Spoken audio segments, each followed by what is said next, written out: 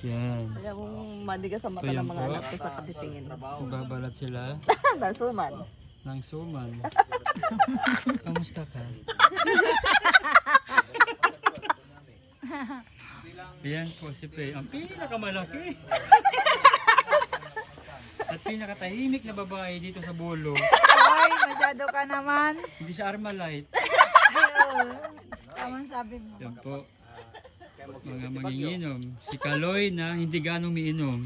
Pero araw-araw lasing. Hindi pa magaan ang magaling. Yan si Kaloy.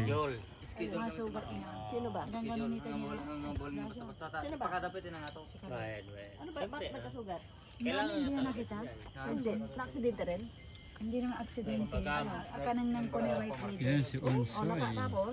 Mabit siya sa mga alam. Parang sa mga Po, ngayon, live na live tayo. May tent pa, di ba?